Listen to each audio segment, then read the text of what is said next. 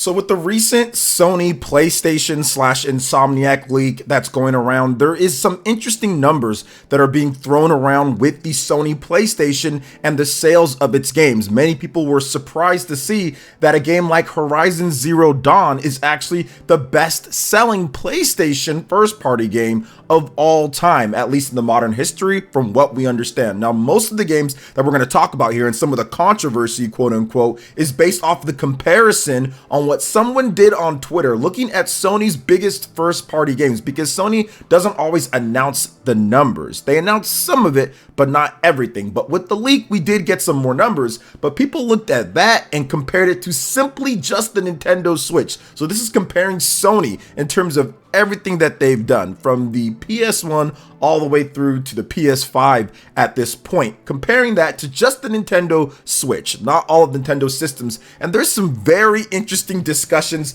that are being had, but I also think some very silly discussions as crazy Sony fans rush to defend something that really doesn't need to be defended at all, and something that I've been saying for quite some time that shows the makeup of the industry, the strengths and weaknesses of each system, and just what this industry is about when it comes to why certain games do well, why certain systems are pushed in a certain way, why companies go in a certain direction. So we're going to talk about that and a lot more Dragon Quest news as well, so you guys want to stick around for that. But before we get into it, what's good everyone? OJ here. Welcome back to another video. Please make sure you hit that like button, subscribe if you are someone new, and click that notification bell to get my Nintendo Switch RPG videos and more first. And let's go ahead and jump into this. There was a post on Twitter from Radek. I'll have a picture right here, you guys can see it, and essentially what he does here is that he compares PlayStation versus Nintendo Switch and the sales numbers, because there seems to be sometimes a little bit of a confusion out there in terms of, oh yeah, Sony sells as much as Nintendo when it comes to first party, and they simply don't. Sony, in terms of these sales, they're consistently, when it comes to the system sales and just overall game sales, they're consistently high,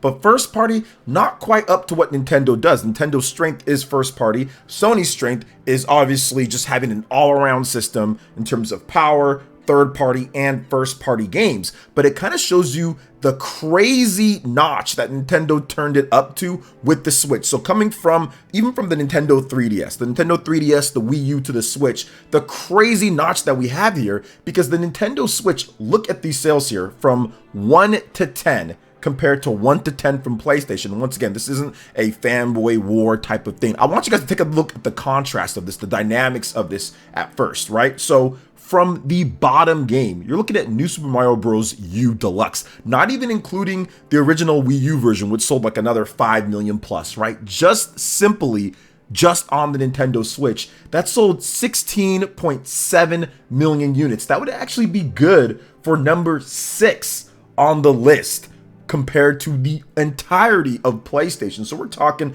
PS1 all the way through. This includes the PlayStation 2, which if you look at it, the PS2, Sony's best-selling game overall was Gran Turismo, in at number 7 at 14.89 million.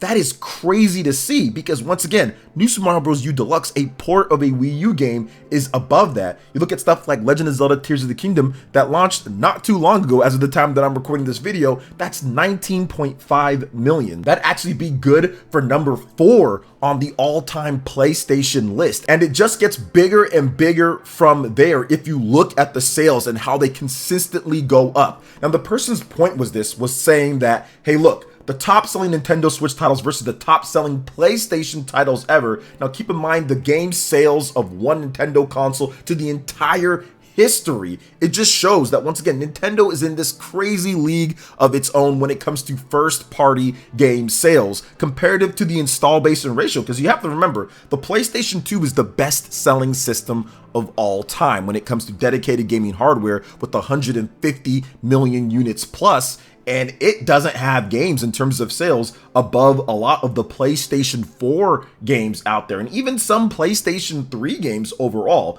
Now, a lot of it is just Gran Turismo. Sony didn't really hit their stride with first-party games and selling till the PlayStation 4, when you see stuff like Horizon Zero Dawn, when you see God of War, when you see Marvel's Spider-Man, and a lot of these games. However, if you look at it, you look at the backwards compatibility aspect, when it comes to PlayStation, you look at a lot of these games are also on PC with Horizon Zero Dawn. And the biggest factor here that I think would probably just say the most impressive thing overall with the sales of Nintendo Switch games is that they don't have the steep discounts. I remember I picked up Horizon Zero Dawn Complete Edition for like $5 to $10 a number of years after it came out, which counted towards the sales. I saw it for $5, the basic edition of the game. So it was on a steep, super steep discount, and there's not a single game on the top 10 Nintendo Switch list here that has ever gotten down below probably $29.99. That'd be the lowest that I'd be able to see something like Super Smash Brothers or Super Mario Odyssey or New Super Mario Bros. U Deluxe. Many of these games stay at their value or stay at a pretty good value despite how old they are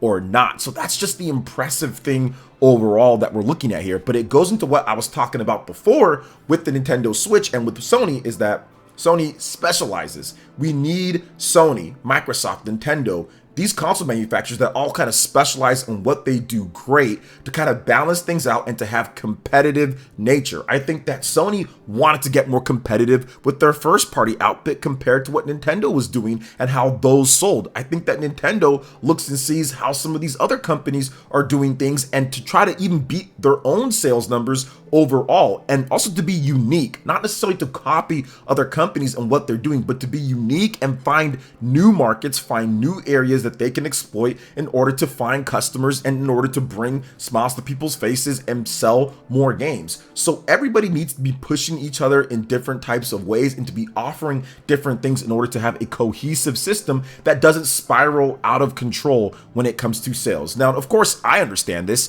I have every single PlayStation when it comes to the main consoles. I buy PS1, PS2, PS3, PS4, PS5. I have all of them. I have all the Xboxes. I have obviously all the Nintendo systems. So I understand that and I support what I like when it comes down to it, and I understand the dynamics of the industry. However, there are some crazy people that don't understand the dynamics, and I think that the crazy people are why somebody even put this list together in the first place. One person on Twitter says this in response to this list that we just talked about and all these crazy sales numbers. Nintendo selling 57 million copies of Mario Kart 8 Deluxe, 43 million copies plus of Animal Crossing New Horizons, 32 million copies of Super Smash Bros. Ultimate, 31 million copies of The Legend of Zelda Breath of the Wild, 26 million copies of Super Mario Odyssey.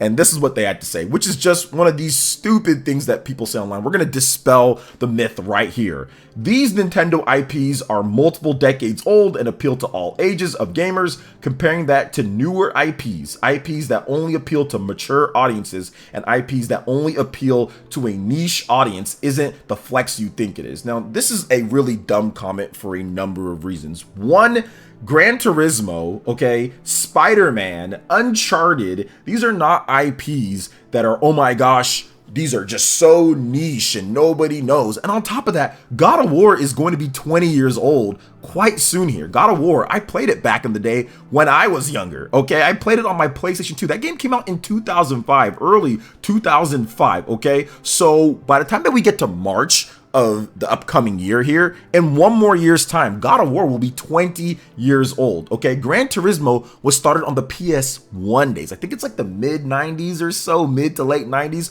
So that is 20, multiple decades years old. Spider-Man is an old franchise, okay? It's an old IP that's been around for forever, before a lot of us were even born, and it's a kid's IP, right? It is a comic book. People would read that as children. I read it back in the day when I was a kid. Comic books and all of that. So that's also for kids. Gran Turismo was a game that kids played, adults played, anybody played it. It's not niche, it's not mature and only for mature audiences. That's completely silly. That's like saying Grand Theft Auto is only for mature audiences when we all know good and well that kids and teens play Grand Theft Auto. We all did it back when Grand Theft Auto first came out, and we all still do it now at this point, and many people allow their children to play Grand Theft Auto. It's not some type of crazy mature IP, God of War and Horizon. These are IPs that really anybody can play if their parents want them or if they want to buy it. But at the end of the day, I think it's just silly to sit there and say these are niche and marketed only towards mature people or mature audiences when there's clearly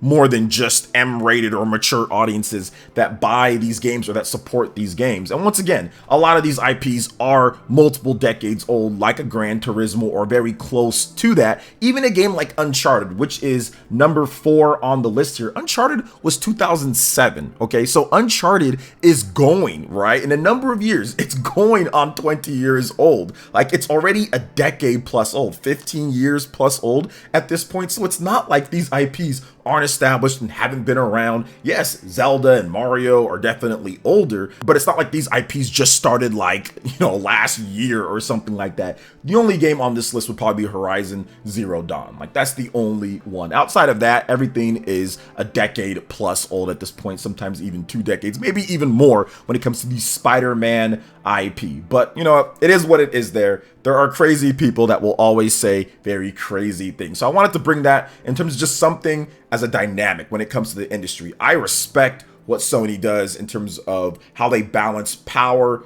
third party, and first party. They have the best balance out of all the different companies when it comes to the first party console manufacturers. Like, they have the best balance overall. Microsoft obviously has their services, they have their Game Pass, they have things that they do really well. I think their system's also built well when it comes to the efficiency and the quick resume and the OS that's fast. There's a lot of good things about it. Nintendo obviously goes with the first party, the innovation there when it comes to what they do. Also, the hybrid platform, that's become super popular. Now people are copying Nintendo when it comes to the Switch. So I feel that every console manufacturer actually adds something to the table. And overall, it's interesting when it comes down to this aspect. It's like, well, wait a minute, you have to just kind of concede that, yeah, Nintendo kind of kills it when it comes to the first party sales aspect. But if you put third party games in there, obviously Sony, like with the FIFAs and the NBA 2Ks and the Call of Duties, those sell really, really, really well on PlayStation systems. Now, let's talk about something else that's going to sell potentially on multiple different systems really well. And that is Dragon Quest. Dragon Quest 3 HD 2D Remake, Dragon Quest 12. I did an update video on those recently, and I said that, hey, maybe we haven't gotten that because Nintendo and Square Enix want to reveal it with the new Nintendo Switch. I think that's part of it. That's been one of the staples in the Dragon Quest announcement lineup, is to have it on a new platform. Dragon Quest 11 was announced for the Nintendo NX, Dragon Quest 10 for the Wii. They've done this before. Dragon Quest 9 for the Nintendo DS. They've done this before, and I think that they're going to do it again. However, I think that they're maybe making some room or some more like brain space when it comes to the overall consumer base with Dragon Quest, because Dragon Quest Tact, the English version, is shutting down despite the game, I think, doing well based off of what people are saying. But Square Enix has announced that after February 29, 2024, the English version will no longer exist. And they stated that the difficulty in maintaining an enjoyable gaming experience for players of the mobile game app as the primary reason for ceasing services.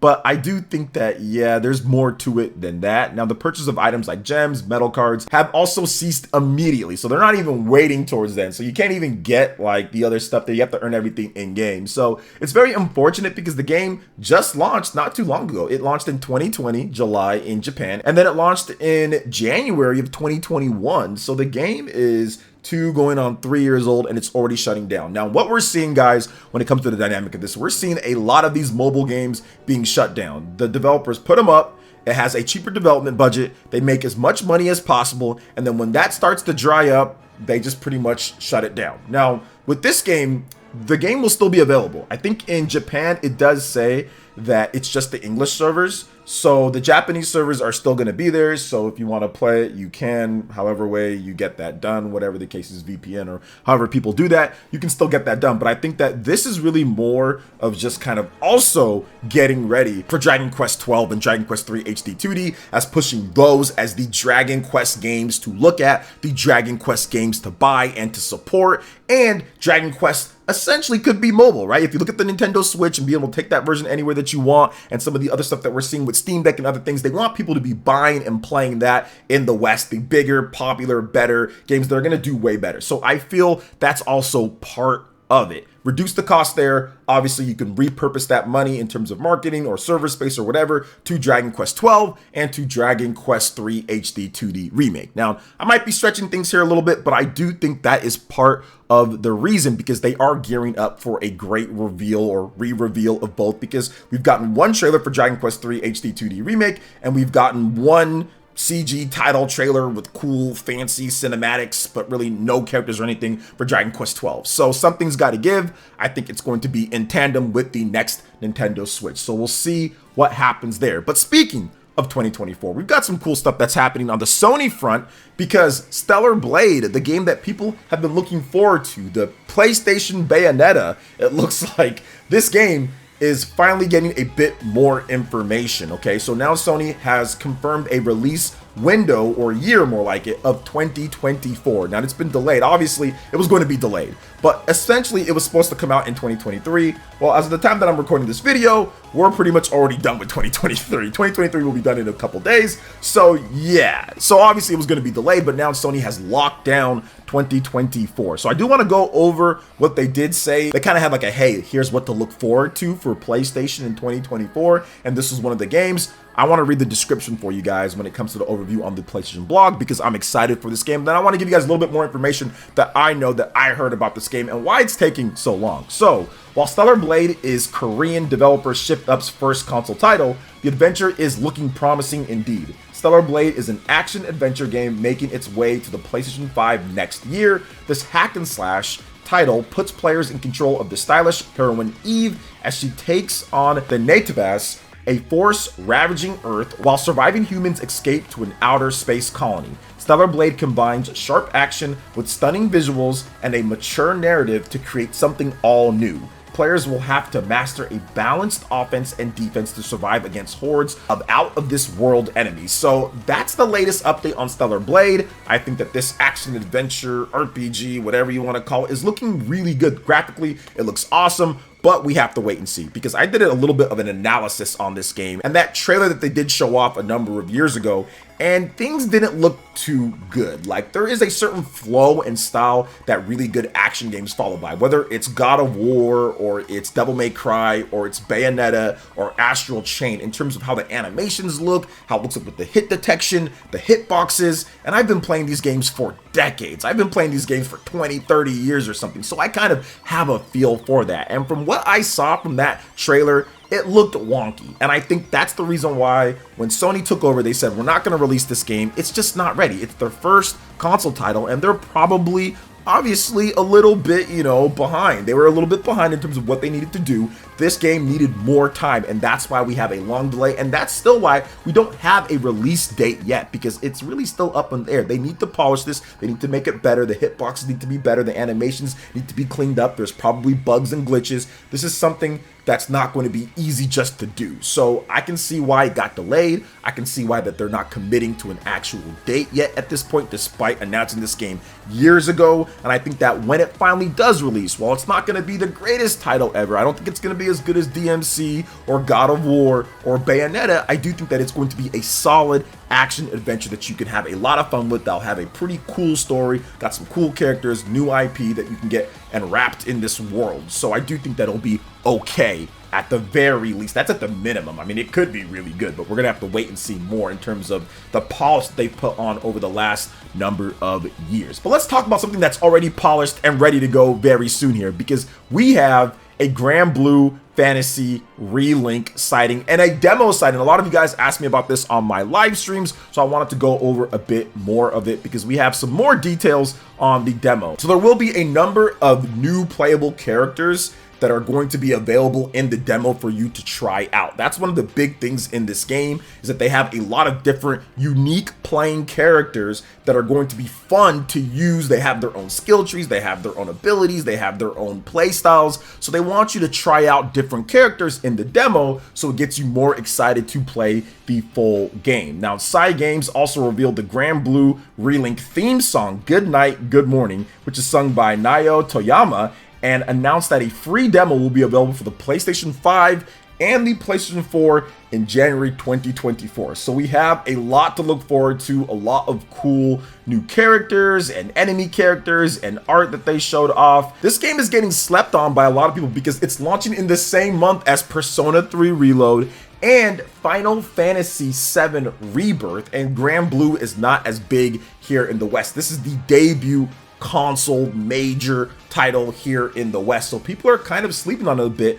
But in Japan and on the mobile scene, Granblue's huge, so I do think that this game is going to have a bit of traction. Now, let's see if it picks up with the audience on PC, PlayStation 5, and PS4. I think that maybe Switch might have been good, especially in Japan, considering the dynamics of everything. But I still think that the way that they were going with the graphics and the fidelity and what they were doing and how long and delayed this game was, because this game changed developers, used to be Platinum, then they put it in-house at Side Games. So I don't think really they had any bandwidth outside of what those systems could do with PS4, PS5, and PC. And maybe later down the line, there's something else, like a Switch 2 version of the game. But overall, I'm excited. I'm looking forward to it. You're going to have a nice demo. You're going to have some great characters to use, and it looks really good. Looks like it's going to be a fun action RPG. So that's going to wrap it up for this video here, guys. Thank you so much for watching today. I do appreciate it. Please make sure you hit that like button, subscribe if you are someone new, click that notification bell, and check out my other Nintendo Switch compilation videos, big things that we've done here on the channel, and look forward to more in 2024.